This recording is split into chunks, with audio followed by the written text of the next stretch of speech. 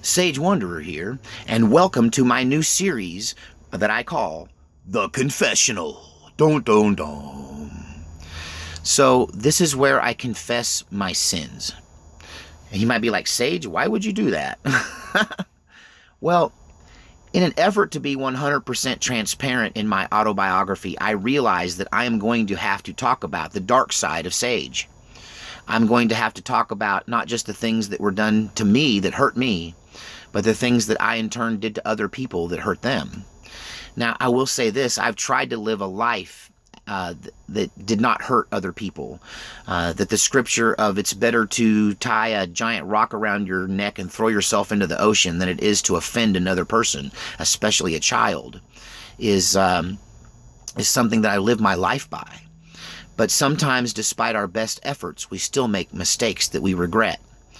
And today, in this first episode of this new series, I would like to confess what I consider to be my most grievous sin. This is the worst thing I've ever done. It's the thing that I still struggle with. And I don't know that there's any way to undo it because you just can't go back in time. I tried to, when I left the ministry, I tried to walk away clean. And I think, I don't know that I would go back and dredge this up and try to make reparations for it. And I think that right now, most of you who are fans of this channel really like me. I think I have a really dedicated following of people that really like me. But I think as I'm being more and more honest with you and more I reveal my past, many of you are going to take offense. I expect to lose many viewers. People that are watching now, before my autobiography is done, many of you will abandon me. And it's because I am going to be 100% honest. And rather than trying to just reveal those in my autobiography, I thought I would start this confessional so that I could reveal my sins to people, and you can start to adjust now. And if you want to judge me and be hateful to me for the mistakes I've made in the past, then so be it. But I intend to upload my history to the internet to the best of my ability. And let the chips fall where they may. I am being transparent, I am being me, and I am confessing. So, a lot of people might think, you've heard me talk about some of my rock star exploits as a musician, some of the stereotypical things I did that rock stars also do, and you might think those were my greatest sins. But honestly, I see my greatest sin as the sins that I committed as a pastor. Now, don't get excited. I wasn't some kind of pedophile priest or some kind of hashtag Me Too kind of abuser of people. I made some mistakes because when you have that much influence and authority, you have to be so careful. The things you say, the actions you take. Yeah, you are going to be judged more greatly as a pastor than you would be as a regular person. You know, too much, when someone is given much, much is required of them. And so today I want to talk about probably the most regrettable thing that I've ever done, and it was as a pastor. So I'll get on to the story and the confession. So welcome to my confessional. So I was a youth pastor. This occurred at the exact same church that I referred to in my MK Ultra trainer story. And many times I referred to this church throughout this storytelling process. It hasn't made it to my autobiography yet because I'm just still on chapter 6. I'm just in my teen years at that point and far from being a preacher. But I would go on to be a preacher. I would go on to take a job at a very large church as a youth pastor. And I've talked about how I built a youth movement, how I talked in other videos how I hijacked the really cushy ski trip and took the money that they normally used on their annual ski trip and canceled the ski trip so that I could buy a bus on eBay. See my video? I bought a bus on eBay so I could go and pick up kids for the youth program. And I was becoming very successful. And there was a sister church that did not have a very good youth program. And so I started busing them from another town. to participate in my youth group, with obviously the permission of the pastor, and because we were in fellowship with this other church. They were kind of part of our organization. We were in the process of joining. So I started bringing these kids from this neighboring town 17 miles away over in the bus every week. Every week we'd go and get them. And in that group was a young lady, probably about 14 or 15. Her parents attended the other church. Now, this church, if you want to know the history of it, you can look at the video, How I Became a Catholic Priest, to see that we were secretly converting the clergy. They were converting us clergymen to Catholicism for spiritual reasons related to, what's it called, the succession, the apostolic succession. They wanted apostolic succession, so they started engaging in converting to Catholicism. And it was starting to happen more in this other church because they were smaller and they could move a little more quickly because they had less of a group to kind of convert to Catholicism. Now, they didn't go completely from Foursquare Pentecostalism to Catholicism, but they started introducing Catholic ideas. And there were some people at the church who did not appreciate the Catholic ideas because they were former Catholics. And this little girl's parents were former Catholics, or her mother was a former Catholic. And she was coming over to my youth group. Now, in my youth group, we were dealing with just a lot of kids who were not church kids. And so my messages were real simple. They were love your neighbor. They were, don't do something mean when you can do something good. They were, be in charge of your life. Don't let the world rule you and force you into one end. I had a little girl in my group whose two older sisters and her mother and all of her aunts had all gotten pregnant at 14, and she was 13, and she already told herself and was telling everybody, well, when I turn 14, I guess I'll get knocked up like the rest of my family and get on welfare. And, it was attitudes like that kids were stuck in long-term curses and behaviors in their families that I tried to help break them free from. And, convincing them that no, just because your dad and your uncle and all your older brothers are all alcoholics doesn't mean you're going to grow up to be an alcoholic either. That doesn't mean that. You can be whatever you want to be. You can be whatever. God empowers you to be whatever you want to be. So there was a really simple and basic message that was offered to my teens and my youth group from every possible angle. And in my leadership is where I started to, grow these people and turn them into ministry-minded people if they wanted to go down that road. But mainly it was an outreach ministry, and it was huge. I had, it was like about 100 kids, which is a pretty big youth group at that point, considering I was going and getting a busload and bringing them in to my existing youth group in that town. And I guess I was just starting to really get some momentum as a youth pastor and really get some success at this moment when this girl started coming to my youth group. And one of the things that the church taught and believed that they didn't really push, but was a part of their core belief system, was that they did not believe that we were in the end times. They did not believe they called it end time madness, and they were preterists, which means they pretty much believe that most of the stuff that you think is going to happen at end times already happened when they sacked Jerusalem in 70 AD. And that they're what they call kingdom covenant churches, where they believe that if you, and I don't want to discuss end times with you, and I don't believe this way anymore. I believe we're in the end times. It's getting weird, but they very much didn't want to talk about the end times. They didn't want anybody going around scaring people and talking about the beast and 666 and all of that. They relegated that to something else. Kingdom covenant people believe that Jesus will come back when we take dominion over the earth and we control the earth and cover it in Christ's message. And then he'll return and take control of it once we whip the enemy here on earth. So it's a different ideology. It never came into play in my youth group. It just wasn't something we talked about. But this little girl's parents over in that other church, her mother, a former Catholic, were firstly offended by the Catholicism that was starting to creep in, and when they discovered that we weren't end-time people and didn't believe that way, they started getting vocal about it, and she started getting vocal about it at my youth group.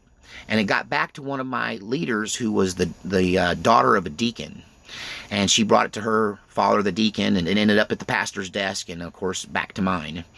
And I was brought in because she was spreading end time madness in the youth group, talking about the beast and 666 and all of this stuff, and that it was freaking out some of the young kids and the new kids that were new to Christianity and didn't know about any of it. And it was kind of a dark message in an area where we were trying to promote a bright light message, a message of a bright future. And so I was told to rein her in. Now, I was officially her pastor because we were shipping them over from this other church, so I was her youth pastor. So I kind of had two bosses, my bishop and her pastor at the other church.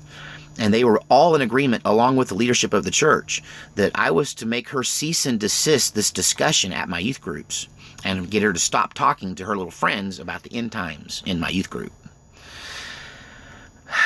I believe in freedom of speech. I believe in open debate.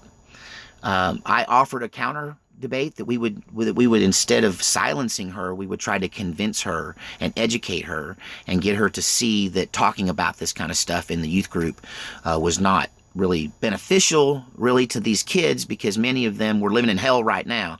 They, forget about the tribulation period. Their daily life was tribulation period. If you live in an abusive home, you live in a place where there's not enough food, a lot of kids were coming to my youth group to eat. They were coming there to eat, because they didn't get money for candy, and they could come to my youth group and get a handful of candy. They hadn't had candy all week. They don't have any money. It's you can tell that there's so much hopelessness. There's so much hopelessness.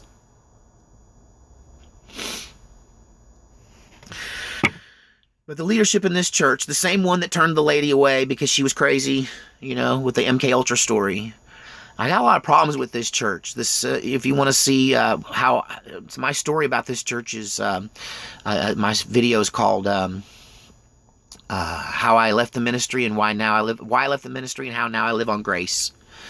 But this was the beginning of the end for me. This is my first time I felt like I folded under the pressure.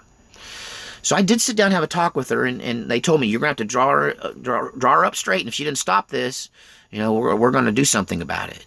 And I'm like, well, what were you going to do? Well, we'll have to kick her out of your youth group. And that offended me because it was my youth group. I built it. But yeah, I looked at the church bylaws. They had the right to just ban anybody from the property for whatever reason they wanted to. And I just really couldn't believe that they were about to kick a little girl, a 14-year-old girl, out of my youth group because she was talking about a religious ideology that they didn't ascribe to.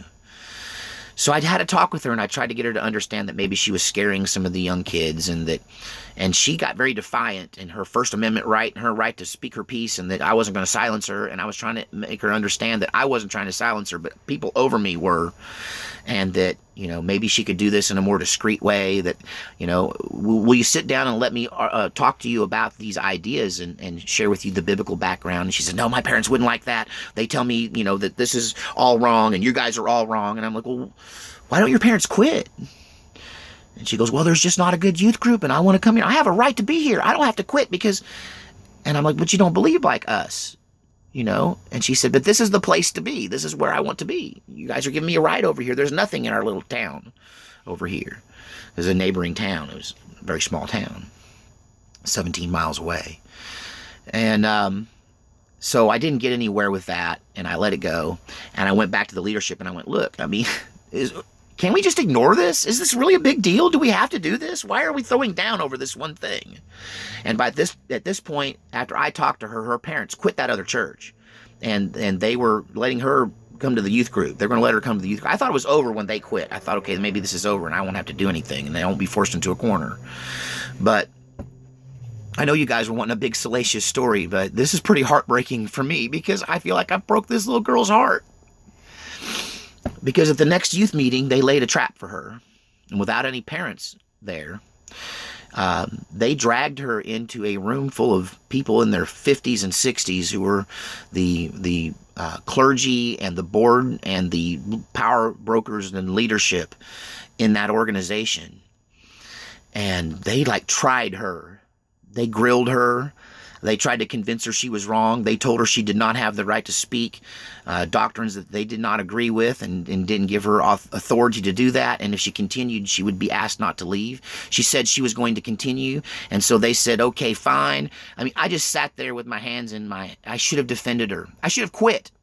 I should have quit. I should have told them all, this isn't right. You can't treat a kid this way. What's wrong with you? But I succumbed to the authority. You know, I followed the authority. I did the right thing and did what the people over me and the Lord said to do. Honestly, I'm angry about that. I don't know. Some of you might agree with them. You can't let somebody talk in church. She was a 14, 15-year-old girl. Can't I just let her come to the youth group? What if I get the my youth leaders to deprogram all the people she's talking to so it doesn't have an effect? No, that wasn't good enough. They had to have control. They had to have absolute control over this person. And my biggest regret in life, I think this is the dirtiest thing I ever did, was sit there while they tore that little girl apart. Grown people. People that are supposed to have other people's feelings and emotions and...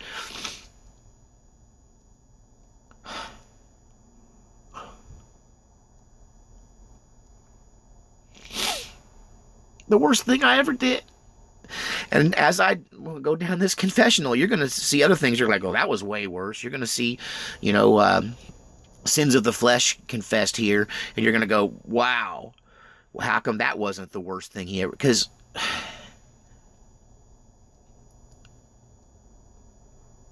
this is the thing that keeps me up. Because, about 2 years later, at Christmas time, I ran into that little girl who was not so little anymore. She was a young woman now, 17, almost 18 at that point. And I ran into her at the Christmas thing at the town square, the main county seat town we lived in. Not the town she lived in, but she came to the big town there. And I just saw her, and she was all grown up, and hair and makeup, and looked like a woman. And I said to her, hey, how's it going? And she looked me up and down. She goes, you? Huh? And I said, look, I just want to tell you, I'm so sorry what happened. That was so wrong. Yeah, you're right, it was wrong. You're dang straight it was wrong. Actually, she didn't say dang, she was cussing at me. She was cussing at me. Because the net result of that little scheme there, that little censoring of that girl in my youth group, was that she went completely buck wild. That she just threw all Christian thought out the window. That she'd become a complete hedonist. She cussed me up one side and down the other, and she told me what she thought of me.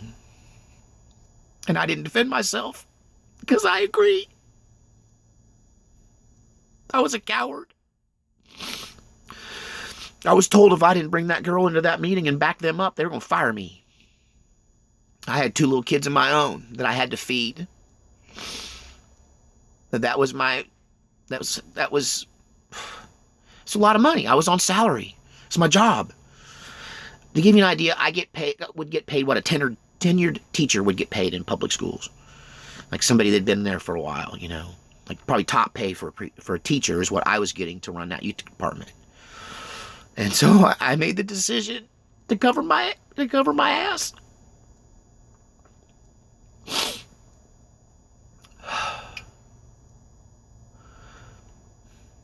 So I guess I've sinned in the things I've done and the things I've left undone. And for this, I'm truly sorry. And I just ask for forgiveness. I know by the end of my autobiography, a lot of you are going to leave. You're going to go away when you know everything there is to know about Sage Wanderer, not just the good stuff. But I intend to tell it all, and I intend to tell it from front to back. And I intend to tell it as much as possible. Because I'm not telling it to be popular. I'm telling my story to tell it. And to tell it, you got to tell the truth about everything, even the dark stuff. So, till next time on the Confessional.